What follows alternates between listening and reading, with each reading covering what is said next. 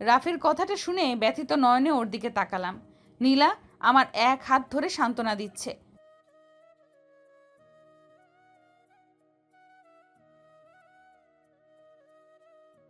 দেখ নীলা, তোর মাথায় যদি কোনো কুবুদ্ধি থাকে তাহলে সেটা ফেলে দে। আমি কারোর সাথে ডান্স করব না। একে একে রাফি, রিয়া, জিনিয়া, ঈশান, ফাহাদ, মিলি, তুহিন, ঈশিতা, সজীব, লারা সবাই পরপর কাপল ডান্স করছে। ঝুমুর, নীলা, নীলাশা, আবির ভাইয়া, ইয়াদ বসে বসে সবার ডান্স দেখছে। রাফি তো ঝুমুরকে কষ্ট দেবার জন্য ডান্স করছে। ঝুমুর রাফির দিকে করুণ নয়নে তাকিয়ে চোখ সরিয়ে নিল। এমন সময় নীলাকে নিলাম টান দিয়ে নিয়ে গেল কাপল ডান্স করার জন্য। অন্যদিকে ঝুমুরকে ইয়াদ বলছে, can you dance with me? Sorry, আমি ডান্স করব না। দেখো সবাই ডান্স করছে, আমরাও করতে পারি ফ্রেন্ড হিসাবে, প্লিজ। ওকে। ঝুমুরও চলে গেল ইয়াদের সাথে ডান্স করার জন্য। আবির ডান্স পছন্দ করে না, তাই বসে আছে। হঠাৎ করে রাফির নজর গেল যে ইয়াদের সাথে ঝুমুর নাচতেছে। এটা দেখে তো রাফির মাথায় রক্ত উঠে গেল। না পারছে দেখতে, না পারছে সইতে, আর না পারছে গিয়ে ঝুমুরের গালে ঠাস ঠাস করে থাপ্পড় মারতে। রাগে তার সারা শরীর জ্বলছে। এক পর্যায়ে ডান্স পার্ট শেষ হয়ে গেল। ডান্স শেষ হবার পরেও কিছুক্ষণ আড্ডা দিল সবাই। তারপরে নিচে গিয়ে খাওয়া দাওয়া শেষ করে রাফির ফ্রেন্ডরা সবাই রাফিকে বিদায় জানিয়ে ওরা সবার বাসায় চলে গেল। রাফি সবাইকে বিদায় দিয়ে ওর রুমে চলে গেল। ওর রুমে পুরা বোঝাই হয়ে গেছে গিফটে। এত পরিমাণ গিফট আজ রাফি পেয়েছে। সে বিছানায় বসে গিফটগুলো খুলে দেখতে লাগলো। সেই সময়ই কে যেন দরজার ওপাশ দিয়ে দরজা নক করলো। কে? তখনই মেয়েলি কণ্ঠ ভেসে আসলো। আসবো? বুঝলাম ঝুমুর এসেছে। হুম, এসো। হাতে একটা বড় গিফটের প্যাকেট। কি আছে ওতে? আসলে আগে গিফটটা দিতে পারি নাই, তাই এখন দিতে আসলাম। ও মা, তাই নাকি? দেখি তো কি আছে। রাফি ঝুমুরের কাছ থেকে গিফট প্যাকেটটা নিয়ে খুলে দেখলো যে তার মধ্যে সাদা মখমলের ডিজাইন করা একটা সুন্দর পাঞ্জাবি রাখা। আজকে এমনিতে রাফি ঝুমুরের উপর অনেক রেগে আছে। তাই রাফি সিদ্ধান্ত নিল যে আজকে ঝুমুকে এমন অপমান করবে যে আর কখনো ভুলের যাতে কারো রাফির সামনে ভাব দেখাতে সাহস পাবে না, এবং জীবনে কোনো ছেলের সাথে কথা বলতে হলে দুবার ভেবে যেন বলতে হয়। একদম থার্ড ক্লাস টাইপের গিফট। অবশ্য তোর মতো মেয়েরাই কাউকে দেয়। কথা শুনে ঝুমুর রাফির দিকে অবাক নয়নে তাকালো। এত কম দামি গিফট তো আমাকে কেউই দেয় নাই। ওদিকে তাকিয়ে দেখ কত দামি দামি গিফট। ওগুলোর কাছে তোর দেয়া গিফট তো নখের সমানও না। আর তুই ভাবলি কি করে এরকম থার্ড ক্লাস টাইপের গিফট, তাও আবার তোর মতো একটা মেয়ে উপহার দেয়া, তা আমি পরবো? করুণ নয়নে রাফির দিকে তাকিয়ে আছি। চোখ থেকে কয়েক ফোঁটা পানি গড়িয়ে পড়ল। কখনো ভাবতেই পারি নাই যে এতটা অপমানিত হতে হবে। তোর মতো অ্যাটিচিউড যে, আর সবাই বার্থডে উইশ করেছে কিন্তু তুই করিস নাই। এমনকি ওখানে উপস্থিত ছিলি না। ওরা তো আমার জন্য কত সুন্দর একটা সারপ্রাইজ প্ল্যানও করেছে, কিন্তু তুই কি করেছিস? রাফিকে ঝুমুরের হাতে খুব শক্ত করে চেপে ধরে। পরপুরুষের হাত ধরতে খুব মজা, তাই না? খুব ভালো লাগে তাদের সাথে নাচতে। ব্যথায় কুকিয়ে উঠছি, কিন্তু তবুও কিচ্ছু বলছি না। সব কিছু মুখ বুজে সহ্য করে নিচ্ছি। তোর মতো মেয়েরা তো এসবই করতে জানে ছেলেদের সাথে। 19-20 গিরি তো খুব ভালোভাবে শিখেছিস। নীরবে কাঁদতে কাঁদতে চোখ মুখ ফুলে গেছে। এইসব শোনার আগে আমার মরণ হলো না কেন? আর একটা কথা মনোযোগ দিয়ে শোন। তোর এই ভালো মানসী অ্যাটিচিউড রূপের বড়াই অন্য কারোর সাথে করিস, আমার সামনে কখনো করবি না। আর হ্যাঁ, আজকে থেকে তোর মুখও আমি দেখতে চাই না। আমার সামনে কোনোদিনও আসার চেষ্টা করবি না, তাহলে খুব খারাপ হয়ে যাবে। কথা বলতে পারছি না, তবু অনেক কষ্টে কথাটা বললাম। চিন্তা করো না, আজ থেকে আর কখনো আসবো না তোমার সামনে। দেখবো না, দেখাবো না আমার এই অপয়া মুখ তোমাকে। তবে প্লিজ একটা প্রার্থনা করবে যে আজকে রাতেই যেন আমার মৃত্যু হয়। এই বলে দৌড়ে নিজের রুমে চলে গেলাম। ওর শেষ কথাটা শুনে বুকটা ধক করে উঠল। তাহলে কি আমি বেশি বাড়াবাড়ি করে ফেলেছি নাকি? এত কিছু শোনানো মনে হয় না ঠিক হয় নাই। হঠাৎ করে রাফির টেবিলের দিকে চোখ গেল। ছোট বড় অনেকগুলো গিফট বক্স রাখা। সে টেবিলের পাশে গিয়ে তার সামনে রাখা বক্সটা তুলল। খোলার পর দেখতে পেল যে অন্য একটির অনেক দামি একটা শোপিস রাখা। আরে এই শোপিসটা দেখতে তো অবিকল সেই শোপিসটার মতো, যেটা আজ থেকে 5 বছর আগে ঝুমুর ভেঙেছিল। এটা কোথা থেকে এলো আর কে দিল? রাফির পাশে রাখা আর একটা বক্স খুলে দেখালো সেটা রাখা রাফি যে পারফিউমটা ইউজ করে সেটা। আরেকটায় রাখা রাফির সব থেকে প্রিয় ব্র্যান্ডের ঘড়ি। আরেকটায় রাখা মাই লাভ লেখা আর দিয়ে ডিজাইন করা একটা ফ্রেম। এর মধ্যে রাফির হাস্যোজ্জ্বল একটা পিকচার। রাফি ভাবছে এইগুলো কে দিল। প্রত্যেকটা গিফটে অভাগী লেখা। হঠাৎ করে শেষ গিফটটা তুলে দেখার সময় সেটার নিচে একটা চিঠির মতো কাগজ দেখতে পেল। সে সেটা খুলে পড়তে লাগলো। প্রিয়, তোমার নাম উচ্চারণ করে মুখে নেবার মতো অধিকার আমার নাই। আমি জানি তুমি আমাকে অনেক বেশি ঘৃণা করো, আমাকে সহ্য করতে পারো না। তাই তো 5 বছর আগে আমাকে কাঁদিয়ে আমার থেকে দূরে চলে গিয়েছিলে। সেই 5 বছর কেঁদেছি তুমি কাছে না থাকায়। এখনো তুমি আমার অনেক কাছে, তবুও কাঁদতে হয়। তোমার করা অবহেলা আর অপমানের জন্য কি দোষ করেছিলাম আমি, বলতে পারো? 5টা বছর কি কম ছিল কাঁদানোর জন্য? একটা সময় ছিল যখন আমি কাঁদলে তুমি ব্যস্ত হয়ে পড়তে আর মুখের হাসি ফোটানোর জন্য। তখন তুমি আমার মুখে এক চিলতে হাসি ফোটানোর জন্য কত কিছুই না করতে। আর এখন তুমি আমাকে কি করে কাঁদাবে, কি করে আমার চোখ থেকে অঝোর ধারায় পানি ছড়াবে, সেই নিয়ে সব সময় ব্যস্ত থাকো। ভেবেছিলাম আজকে তোমাকে বলবো সব কতটুকু ভালোবাসি, কিন্তু তা বলা হয়ে ওঠেনি কোনো এক কারণে। তোমার মুখে হাসি ফোটানোর জন্য আমি আমার তুচ্ছ জিনিসটাও বাজি রাখতে পারি। যেদিন দেখব তুমি অন্য কারো হয়ে গেছো, সেই দিনই হবে আমার জীবনের শেষ দিন। সর্বশেষে একটা কথাই বলবো, ভালোবাসি অনেক, অনেক বেশি ভালোবাসি আমার সেই পাগলটাকে। I love you a lot more than my life. ইতি অভাগী ঝুমু। কাগজটা পড়ে রাফি তো একেবারে শিহরিত, কিছু বলার ভাষাই হারিয়ে ফেলেছে। এদিকে ঝুমুর নিজের রুমে গিয়ে কাঁদতে লাগলো। ওর ভেতরটা ফেটে যাচ্ছে কষ্টে। হয়তো কষ্টগুলো কিছুটা এই চোখের পানি দিয়ে বের হচ্ছে। আজকে রাফির করা অপমান কিছুতেই সহ্য করতে পারছে না ঝুমু। জোরে জোরে ফুপাতে লাগলাম। জানতাম ঘৃণা করো, কিন্তু এতটা যে ঘৃণা করো তা জানতাম না। আল্লাহ আমাকে মেরে ফেলো, কেন বাঁচিয়ে রেখেছো আমারে? আমি যে এত কষ্ট সহ্য করার ক্ষমতা হারিয়ে ফেলেছি। হঠাৎ করে ঝুমুর জোরে জোরে শ্বাস নিতে লাগলো। মনে হচ্ছে ওর ফুসফুসটা ফেটে যাবে। নাক থেকে রক্ত পড়তে লাগলো। খুব বেশি করে শ্বাসকষ্ট হতে লাগলো। মাথা ঘুরিয়ে নিচে পড়ে গেল টেবিলের কোণায়। ওর মাথা জোরে আঘাত লাগলো। ওর চারিদিকে শুধু অন্ধকার মনে হচ্ছে। নীলা কি যেন মনে করে ঝুমুরের রুমের দিকে আসলো। নীলা দরজা খুলে ভেতর থেকে দেখতে পেল যে ঝুমুর নিচে পড়ে আছে। ওর মাথা ফেটে গেছে, নাক দিয়ে রক্ত পড়ছে। জোরে জোরে শ্বাস নিচ্ছে। নীলার বুকটা ধক করে উঠল। সে জোরে চিৎকার দিয়ে দৌড়ে ঝুমুরের কাছে গেল। ঝুমুর, এই ঝুমুর, কি হয়েছে রে তোর? এই ঝুমুর, কথা বল প্লিজ, কথা বল। নীলা এখন কেঁদে দিল। যেই দেখলো ঝুমুর কোনো কথা বলছে না, জোরে জোরে সবাইকে ডাকতে লাগলো। আব্বু, আম্মু, মেজো আব্বু, কে কোথায় আছো? প্লিজ সবাই ঝুমুরের রুমে চলে আসো তাড়াতাড়ি। ঝুমুরের আম্মু দৌড়ে আসলো সবার আগে। নীলা, কি হয়েছে? চিৎকার। বাকিটুকু বলতে পারলো না, তার আগেই নিচের দিকে চোখ গেল আর দেখলো যে ঝুমুর নিচে পড়ে আছে। নীলা, কি হয়েছে আমার মেয়ের? জানি না মেজো আম্মু, কিছু জানি না। আমি ঝুমুরের রুমে এসে দেখি ও নিচে পড়ে আছে। ওগো শুনছো? দেখো না আমার মেয়ের কি জানি কিরকম করছে, তাড়াতাড়ি আসো। নীলার আব্বু ঝুমুরের আম্মু চিৎকার করে ঝুমুরের রুমে এলো। নীলার আর ঝুমুরের আম্মু চিৎকার শুনে রাফিওর রুমে বসে। কি হলো? ওখানে এত চেঁচামেচি কেন? তাও আবার ঝুমুরের রুম থেকে। ঝুমুরের আবার কিছু হলো না তো? রাফি দৌড়ে ঝুমুরের রুমে চলে গেল।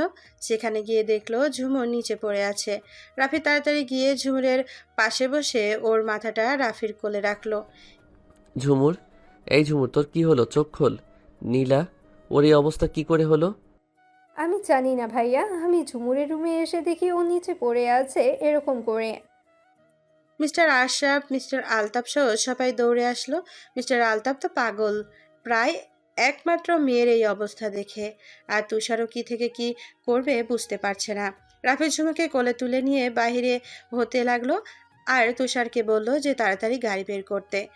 রাত তখন 12টারও বেশি। তুষার গাড়ি ড্রাইভ করছে আর মিস্টার আলতাফ তুষারের পাশে বসে আছে সামনে, আর পেছনের সিটে রাফি ঝুমুরকে কোলে নিয়ে বসে আছে। রাফি ঝুমুরের মাথাটা নিজের কোলের সাথে শক্ত করে জড়িয়ে ধরলো। ওর মনে হচ্ছে কেউ ওর থেকে ঝুমুরকে কেড়ে নিয়ে যাচ্ছে। পেছনের গাড়িতে বাকি সবাই আসলো। ঝুমুরকে হাসপাতালের ভেতরে নিয়ে গেল। ডক্টর দেখে ওকে তাড়াতাড়ি আইসিইউতে নিয়ে গেল আর ওর ট্রিটমেন্ট করতে লাগলো। একে একে সবাই আসলো হাসপাতালে। ঝুমুরের আম্মু তো কান্না করতে করতে সেন্সলেস হয়ে পড়েছে। ওনাকে রাফির আম্মু আর তুষারের আম্মুর বউ অর্ণা সান্ত্বনা দিচ্ছে। মিস্টার আলতাফ থেকে তার বড় ভাই মিস্টার আরশাব সহ তার বাকি ভাইরা সান্ত্বনা দিচ্ছে। তুষারেরও কান্না করতে করতে নাজেহাল অবস্থা। আজ ওর একমাত্র পিচ্চি বোনটার এই অবস্থা। রাফি শুধু নীরব দর্শকের মতো ভাষা নেই। রাফি শুধু নীরব দর্শকের মতো দেখছে। ওর যে কাউকে সান্ত্বনা দেবে বা কান্না করার ভাষা নেই। নীলা কান্না করতে করতে বারান্দায় চলে গেল। এটা দেখে রাফি ওর পেছন পেছনে গেল। নীলা রাফিকে দেখে হাউমাউ করে জড়িয়ে ধরে কান্না করতে লাগলো। ভাইয়া আমার খুব কষ্ট হচ্ছে, বিশ্বাস করো। আমি যে ঝুমুরের এই কষ্ট মোটেও সহ্য করতে পারি না। কাঁদিস না বোন, ঝুমুরের কিচ্ছু হবে না, ও ঠিক হয়ে যাবে আগের মতো, দেখিস। ভাইয়া তুমি জানো না ঝুমুর তোমাকে কতটুকু ভালোবাসে। ঝুমুরের এরকম অবস্থা আরও একবার হয়েছিল, যেদিন তুমি ওকে ছেড়ে লন্ডনে চলে গিয়েছিলে। সেদিন রাতে ওর প্রচণ্ড শ্বাসকষ্ট হয়। হোয়াট, কি বলিস এগুলা? হ্যাঁ, সেদিন তোমার চলে যাওয়া মেনে নিতে পারে নাই ঝুমুর। তখন ডাক্তার বলেছিল যে অতিরিক্ত মানসিক চাপ পড়ার কারণে ওর এই অবস্থা হয়েছিল। আরও বলেছে যে দ্বিতীয়বার যদি এমন কিছু ঘটে তাহলে ওর বাঁচা মরা নিয়ে টানাটানি লাগতে পারে। কি বলিস বোন, এগুলো তুই আমাকে আগে কেন বলিস তাই? বলতে আমি তোমাকে চেয়েছি, কিন্তু ঝুমুর আমাকে বলতে দেয় নাই। জানো ভাইয়া, বিগত 5টা বছর এমন একটা রাত নাই যে ঝুমুর তোমার জন্য কান্নাকাটি করে নাই। আমি ছাড়া এগুলো আর কেউ জানতো না বাড়ির। তুমি কি জানো আজকে তোমার জন্মদিনের সারপ্রাইজ প্ল্যানটা কে করেছে? এসবটাই ঝুমুরি করেছে। মানে, তাহলে রিয়া নাকি? বাকিটুকু কথা বলতে না দিয়ে, রিয়া আপু কিছু করে নাই, সবটাই ঝুমুর করেছে। এমনকি রাত 12টার সময় তোমার ফোনে একটা আননোন নাম্বার থেকে তোমার হোয়াটসঅ্যাপে এক ভিডিও মেসেজ পাঠিয়ে ওই তোমাকে জন্মদিন উইশ করেছিল। তুমি যদি সব সময় এর মতন ওকে আবার অপমান করো, সেই ভয়ে ও এই পুরো কাজের ক্রেডিট নিজে না নিয়ে রিয়া আপুকে দিয়েছে। সবার আড়ালে তোমার রুমে অনেকগুলো গিফটও রেখে আসে। কাউকে এতটাই ভালো কেউ কীভাবে বাঁচতে পারে সেটা আমি কখনোই দেখি নাই ভাইয়া। যদি ঝুমুরকে না দেখতাম। ঝুমুর আমার জন্য এত কিছু করেছে আর আমি কিনা ওকে কষ্ট দেবার জন্য, ওকে কাঁদাবার জন্য উঠে পড়ে লেগেছি। ছি, এসব আমি কি করে করতে পারলাম আমার পাখির সাথে? আমার কেন জানি মনে হচ্ছে ওর এই অবস্থার জন্য একমাত্র তুমিই দায়ী। হয়তো তুমি ওকে এমনভাবে অপমান করেছো সেটা ওর সহ্য করার ক্ষমতা হারিয়ে ফেলেছে। যদি এটাই হয়ে থাকে তাহলে তুমিও শুনে রেখো একটা কথা, ঝুমুরের যদি কিছু একটা হয় তাহলে আমি তোমাকে কোনোদিনও ক্ষমা করতে পারবো না। আমি নীলার যাওয়ার পানে তাকিয়ে আছি। আমি নিজেই তো নিজেকে কখনো ক্ষমা করতে পারবো না। আমি যা ঝুমুর সাথে করেছি তা ক্ষমার অযোগ্য। আমি আর কখনো পাগলিটাকে কষ্ট পেতে দিব না। তারপরে রাফি সবার পাশে এসে দাঁড়ালো। রাফি স্থির এক জায়গায় থাকতে পারলো না। আইসিইউ এর রুমের সামনে পায়চারি করতে লাগলো। প্রায় ঘন্টা দুয়েক পরে ডক্টর বের হয়ে সবার আগে রাফি ছুটে গেল ডক্টরের কাছে। ডক্টর, ঝুমুরের কি অবস্থা? ও ভালো আছে তো? ডক্টরকে বের হতে দেখে তুষার, মিস্টার আলতাফ আর মিস্টার আশরাফ সহ সবাই দৌড়ে আসলো। দেখুন, আমরা আল্লাহর রহমতে ওনাকে সুস্থ করতে পেরেছি। আপনারা যদি আর কিছুক্ষণ দেরি করে ওনাকে নিয়ে আসতেন তাহলে তার জীবন রিস্কের মধ্যে পড়ে যেত। কিন্তু ওনার জ্ঞান এখনও ফিরেনি। কয়েক ঘন্টা পরে ওনার জ্ঞান ফিরতে পারে, চিন্তার কোনো কারণ নেই। ওনাকে এখন কেবিনে শিফট করা হয়েছে। থ্যাংক গড, অনেক অনেক ধন্যবাদ আপনাকে ডক্টর। আমি কি ওকে দেখতে পারি? দেখতে পারবেন, কিন্তু একজন একজন করে। বেশি মানুষ গিয়ে ভিড় করলে রোগীর সমস্যা হতে পারে। আর যে কোনো একজন আমার সাথে চলুন, কিছু ওষুধ প্রেসক্রিপশন করে দিতে হবে।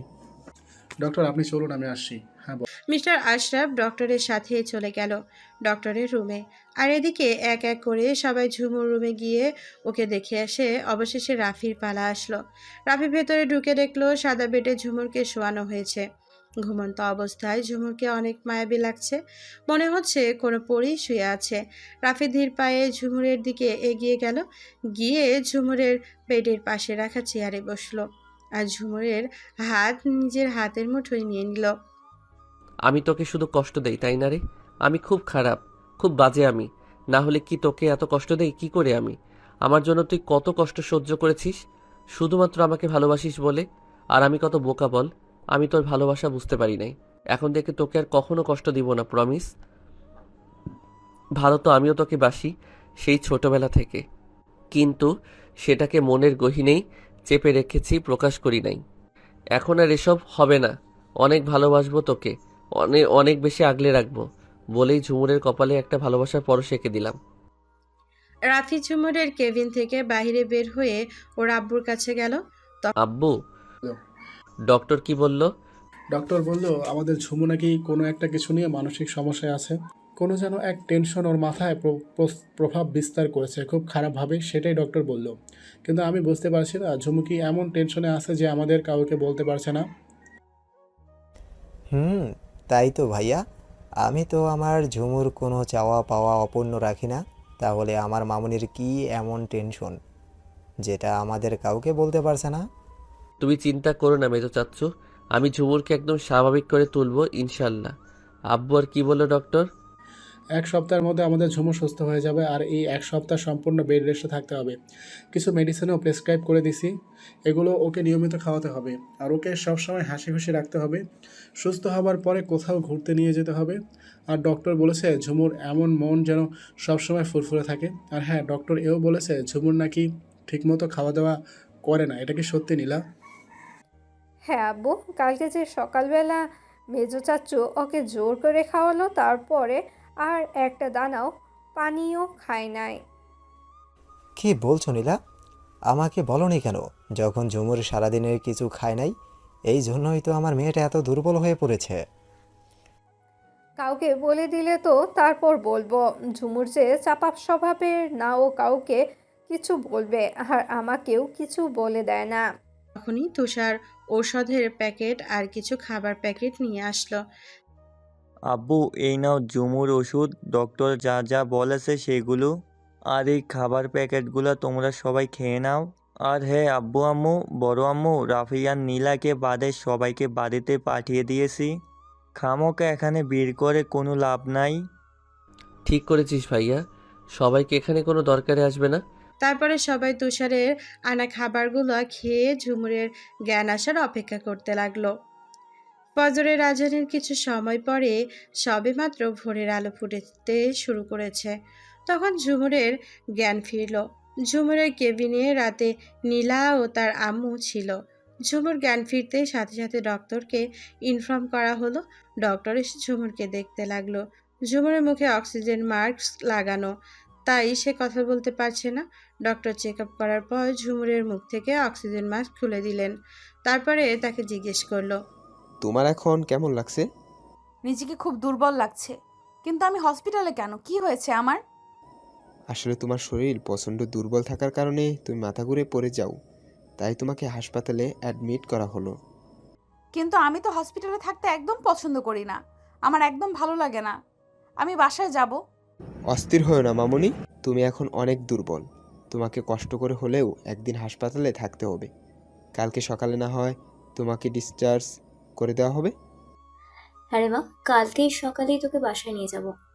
তোকে আর কষ্ট করে এখানে থাকতে হবে না। আচ্ছা আম্মু, আব্বু কোথায়? আর ভাইয়াই বা কোথায়? তোর আব্বু বাহিরে গেছে তোর জন্য খাবার আনতে, তার সাথে তুষারও গেছে, চলে আসবে হয়তো এখনই। ও, কিছুক্ষণ পরে মিস্টার আলতাফ আর তুষার খাবার নিয়ে আসলো। খাবারের প্যাকেটটা ঝুমুরের আম্মুর হাতে দিল। এখন থেকে নিয়মিত খাবার খেতে হবে ঝুমু। খাবার নিয়ে তেড়িমেড়ি করলে চলবে না কিন্তু। তারপরে ঝুমুরকে একটু হালকা বসিয়ে বালিশের সাথে হেলান দেওয়ায় খাবার খাওয়ানো হলো। তারপর ওষুধ খাওয়ানো হলো। একটু পরে সকাল সকালই বাসার সবাই ঝুমুরকে দেখতে হাসপাতালে আসলো। ঝুমুরের দাদা দাদিও এসেছে। ঝুমুরকে তারা খুব ভালোবাসে, তো তাই ওর দাদা দাদিও কালকে রাতে হাসপাতালে থাকতে চেয়েছিল, কিন্তু তুষার তাদের থাকতে দেয় নাই, কারণ ওদের আর কষ্ট করার বয়স নাই। যদি ওনারা আবার অসুস্থ হয়ে পড়েন তাই। ঝুমুরের দাদি এসে ওকে জড়িয়ে ধরলো। এখন একটু ভালো লাগছে, আর টেনশন করো না আমার জন্য তোমরা। একে একে সবাই ঝুমুরের সাথে দেখা করলো, শুধুমাত্র রাফি বাদে। সবার দেখা করার হলেও ডক্টর এসে ঝুমুরকে একটা ঘুমের ইঞ্জেকশন দিয়ে দিল, কারণ ঝুমুরের এখন পুরা বিশ্রামের প্রয়োজন। কিছুক্ষণের মধ্যেই ঝুমুর ঘুমিয়ে গেল। সবাই যখন রুম থেকে বের হয়ে বাইরে বসে কথা বলছে, তখন রাফি আড়ালে ঝুমুরের কেবিনে ঢুকলো। আস্তে আস্তে গিয়ে ঝুমুরের মাথার পাশে চেয়ারে বসে ঝুমুরের দিকে অপলক দৃষ্টিতে তাকিয়ে আছে। এ দেখে যেন কোনো শেষ নাই, শেষ হবেও না কোনো দিন। ওকে দেখছি আর ভাবছি মহান আল্লাহ যেন সব সৌন্দর্য ওর মায়ার ভিতরে ঢুকিয়ে দিয়েছে। কি এমন আছে ওর ভিতরে যেটা আমাকে সর্বদা ওর কাছে টানে? সে যাই থাকুক না কেন, আমার মনের রানী তো তোকেই বানাবো। মুয়া। ঝুমুর সজাগ থাকতে ইচ্ছে করে রাফি ওর সামনে আসে নাই, কারণ রাফি নিজেই অস্থির বোধ করছিল, কিন্তু ঝুমুরের খেয়াল সে ঠিকই রেখেছে। পরের দিন সকালেই ঝুমুরকে ডিসচার্জ করে দেওয়া হলো। ডক্টর বলেছিল কমপক্ষে 2 থেকে 3 দিন হসপিটালে থাকতে হবে, কিন্তু ঝুমুর হাসপাতালে থাকতে মোটেও স্বাচ্ছন্দ্য বোধ করে না। তাই ঝুমুরের আব্বু মিস্টার আলতাফ সাহেব ঝুমুরের ট্রিটমেন্টের ব্যবস্থা বাসায় করতেছে। সব ফর্মালিটি মেনে ঝুমুরকে বাসায় নিয়ে আসা হলো। তুষার ঝুমুরকে কোলে নিয়ে গিয়ে ওর বিছানায় বসিয়ে দিল। বোন আমার কিছু খাবি? বল আমায়, তোর ভাবিকে কিছু বানিয়ে আনতে বলবো? না ভাইয়া, আমি এখন কিছু খাবো না, আমার খিদে নাই। খিদে লাগলে এমনিতেই চেয়ে নিব। তখনই কোথা থেকে যেন ঝুমা এসে এক লাফে ঝুমুরের পাশে বসে বলল, মাম্মাম, তুমি এতদিন কোথায় ছিলে? আরে আমার কলিজা, তুমি কেমন আছো গো? একটুও ভালো নাই, তোমাকে খুব মিস করেছি। ওরে আমার কলিজাটা রে, তাই বলছি। এই যে দেখো আমি চলে এসেছি তোমার কাছে, আর কোথাও যাব না, প্রমিস। হায় আল্লাহ, এত আদর তো মেয়েটা আমি ওর বাপ হয়ে ওর কাছ থেকে পাই না। আচ্ছা আম্মু, তুমি এখন তোমার মাম্মামের কাছ থেকে আমার কোলে আসো। তোমার মাম্মাম খুব অসুস্থ, ব্যথা পাবে তো। থাক না ভাইয়া, ও আমার কাছে। তখনই অর্ণা আসলো পিচ্চিটার খাবার নিয়ে। দেখো না ঝুমুর, ঝুমা তো কিছুই খাচ্ছে না। তোমার হাতে খেতে খেতে এমন অভ্যাস হয়ে গিয়েছে যে এই 2 দিন তুমি বাড়িতে ছিলে না, একটা দানা পানিও মুখে দে নাই ঝুমা। কালকে রাতে হাতে গুনে 2 চামচ খাবার খাইয়েছি, তাও আবার কাঁদিয়ে। ঝুমা, এসব যা শুনছি তা কি ঠিক? যদি না খাও তাহলে তো তুমি অসুস্থ হয়ে যাবে। আমি তোমার হাতে ছাড়া কারো হাতে খাবো না। রিল্যাক্স আম্মু, এমন করে না আমার মা। না খেলে কি করে হবে বলো? ভাবি কই ওর খাবারটা? দাও তো, আমি আমার কিউটিকে খাবার খাওয়াবো। এ নাও ওর খাবারের বাটি। কিন্তু তোমার তো এখন রেস্টের দরকার ঝুমু। অসুবিধা নাই, এখন আমি ঠিক আছি। আর ঝুমা, এখন কিন্তু কোনো অজুহাত চলবে না, খেতে হবে। দাও। ঝুমু খাবার দিল আর ঝুমা খেয়ে নিল। দেখে মনে হচ্ছে ও আমার মেয়ে না, ঝুমুরের মেয়ে। ঝুমুর ঝুমাকে খাওয়াচ্ছে। অর্ণা চলে গেল রান্নাঘরে।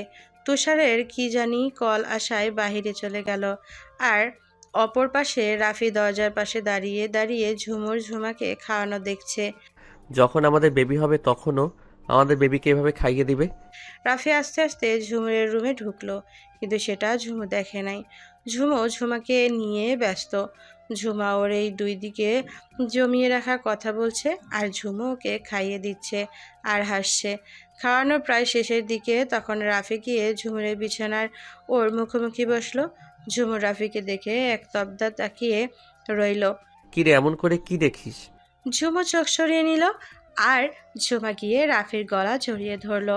ছোট আপু, তুমি বলেছিলে আমার জন্য চকলেট নিয়ে আসবে, আমার চকলেট কোথায়? এনেছি তো আম্মু, তোমার জন্য চকলেট আনবো না তা কি হয়? Thank you and love you ছোট আপু। লাভ ইউ টু আমার পিচ্চি জান। মামুনি, পানি খেয়ে নাও। আচ্ছা, উনি আমার রুমে আসলো কেন? সহানুভূতি দেখাতে এসেছে? উনি নিজেই তো বলেছিল যে আমার মুখ উনি কখনো দেখতে চায় না। আম্মু আম্মুর কাছে যাব। আচ্ছা, তোমার আম্মু রান্নাঘরে আছে, যাও। ঝুমা দৌড়ে রান্নাঘরে চলে গেল। আর এদিকে ঝুমুর তো অসহ্য লাগছে। রাফি ওর আরো কাছে এসে বসেছে। হঠাৎ করে রাফি বলল, এরকম একটা কিউট বেবি যদি আমার থাকতো তাহলে কতই না ভালো হতো। আশ্চর্যজনকভাবে ওনার দিকে তাকিয়ে আছি, কিন্তু কিছু বলছি না। আই উইশ আমারও এমন একটা পরি থাকবে যে আমাকে আব্বু আব্বু বলে ডাকবে। ইস, কবে যে সেদিন আসবে আর তোকে আম্মু বলে ডাকবে। তাহলে বিয়ে করে ফেলুন না, ভালোই হবে। আমারও দুনিয়ার পার চুকিয়ে ফেলতে সুবিধা হবে। ওর কথাটা শুনে বুকটা ধক করে উঠল। আমি ওর মুখটা চেপে ধরলাম। হুশ, এমন কথা যদি আর কখনো বলিস তাহলে একদম জানে মেরে ফেলবো। মেরে তো ফেলেছ অনেক আগেই, এখন আবার কি মারবে? আমি আর নিজের মধ্যে বেঁচে নাই, সেই কবেই মরে গেছি। ঝুমুর দিকে এক দৃষ্টিতে তাকিয়ে আছি। ওর চোখ বলে দিচ্ছে যে ঝুমু ভালো নাই। হয়েছে, আর পাকামো করতে হবে না। দুপুর হয়ে গেছে, খাবার খেয়ে ওষুধ খেতে হবে। নীলা রাফি ডাকছে শুনে দৌড়ে ঝুমুর রুমে এলো। হ্যাঁ ভাইয়া বলো। নীলা, ওই নীলা, ঝুমুরের জন্য খাবার নিয়ে আয়। খাবার খেয়ে ওষুধ খেতে হবে ওর। ওকে আনসি, ওয়েট। একটু পরে নীলা খাবার নিয়ে এলো। হে নাও ভাইয়া। আচ্ছা, এখানে রেখে তুই যা। আর যদি কেউ কিছু জিজ্ঞেস করে তাহলে বলবি আমি ঝুমুরকে খাওয়াচ্ছি, ঠিক আছে? আশ্চর্য হয়েও কিছু বললাম না। ওকে ভাইয়া। আর নীলা শোন, যদি কেউ কিছু জিজ্ঞেস করে তাহলে বলবি আমি ঝুমুরকে খাওয়াচ্ছি, ঠিক আছে? নীলা চলে যাবার পরে রাফি খাবারের প্লেটে হাতে নিয়ে ভাত মাখছে। ঝুমুরের মুখের সামনে এক লোকমা ধরলো। নেহা কর। হঠাৎ করে আমার জন্য এত দরদ উতলে পড়লো কেন? আমার জন্য যেহেতু তুই অসুস্থ হয়েছিস সেহেতু আমাকে তো সুস্থ করে তুলতে হবে, তাই নয় কি? ও কর্তব্য পালন করছেন, কিন্তু আমি তো কাউকে দায়ী করিনি। আমি মরে গেলেই বা কার কি? আর একটা এক্সট্রা কথা বললে একদম থাপ্পড় মেরে দাঁত ফেলে দিব। বলদ কোথাকার, একদম চুপচাপ খেয়ে নিবি, বুঝলি? ঝুমুর রাফিকে বরাবরই সবসময় ভয় পায়, তাই তো শত অভিমান থাকা সত্ত্বেও একদম চুপচাপ খেতে লাগলো। কেমন একটা ভালো লাগা কাজ করছে ঝুমুরের মধ্যে। কিন্তু সেই দিনের রাফির করা অপমানের কথা মনে পড়তেই সেই ভালো লাগাটা উড়ে গেল। খাওয়ানোর পরে রাফি ওকে ওষুধ খাইয়ে দিল, সাথে একটা ঘুমের ইঞ্জেকশনও দিয়ে দিল। আস্তে আস্তে ঘুমিয়ে গেল। রাফি আস্তে করে ঝুমুরের কপালে একটা চুমু দিয়ে কথাটা ওর গায়ে জড়িয়ে দিল। রাফি ঝুমুরের ঘর থেকে খেয়াল করে নাই আগে, তাই সে চারপাশটা ঘুরে ঘুরে দেখতে লাগলো। রুমটা খুব সুন্দর করে পরিপাটি করে সাজানো। একদিকে বুকশেলফে খুব সুন্দর করে বইগুলো তাকে সাজিয়ে রাখা। ওয়ার্ড্রোবের ওপর কয়েকটা শোপিস শুধু সুন্দর করে সাজিয়ে রাখা। খাটের বিছানার পাশে সেন্টার টেবিলে রাখা, তাতে ঝুমুরের হাস্যোজ্জ্বল একটা ছবি রাখা। তার পাশে রাফির দেয়া গিফটগুলো সাজিয়ে রাখা। দেয়ালে ফ্যামিলি পিকগুলো, বেশিরভাগ পিক ঝুমুর আর রাফির সাথে তোলা। অন্যান্য আসবাবপত্রগুলা যথাস্থানে সুন্দর করে রাখা। দেখছি বেশিরভাগ আমার দেয়া জিনিসগুলো দিয়েই ও রুমটা সাজানো। অসাম। হঠাৎ করে রাফি ঝুমুরের পড়ার টেবিলের দিকে নজর গেল। কয়েকটা বই খাতা পরিপাটি করে সাজানো, পাশে একটা ফুলদানি ও একটা কলমদানি, একটা কালো রঙের অ্যাপেল কোম্পানির ল্যাপটপ রাখা, আর একপাশে খুব সুন্দর একটা ডায়েরি রাখা। রাফি এগিয়ে গিয়ে ডায়েরিটা উল্টে পাল্টে দেখতে লাগলো। ডায়েরির প্রথমে বড় করে লেখা, don't touch it without my permission please. আমার অনুমতি ছাড়া এটাই হাত দেবেন না দয়া করে। লেখাটি পড়ে হেসে দিলাম। নিষিদ্ধ জিনিসের প্রতি আকর্ষণ বেশি থাকে রে গাধি। ওপরের লেখাটি দেখে রাফির মনে কৌতূহল জাগলো যে ভেতরে কি লেখা আছে ডায়েরির। সে দেরি না করে ডায়েরির প্রথম পাতা খুলল। সেখানে লেখা, আমার মনের যত অব্যক্ত কথা, না বলা সব কথাগুলো তোমাকে ঘিরে প্রিয়তম। আর লেখাটি দেখে রাফি অবাক হলো যে লেখাটির সাথে তার নামের অর্ধক্ষর লেখা। তার মানে ডায়েরিটা আমাকে নিয়ে লেখা? সত্যি বলতে ভালোবাসা কি তা আমি জানি না, জানতে চাই না তা নয়।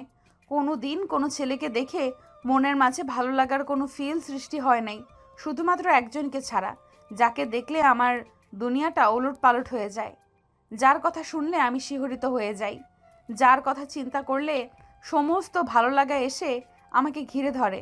সে যে তুমি, আমার প্রিয়তম, আমার সব কিছু যে তুমি।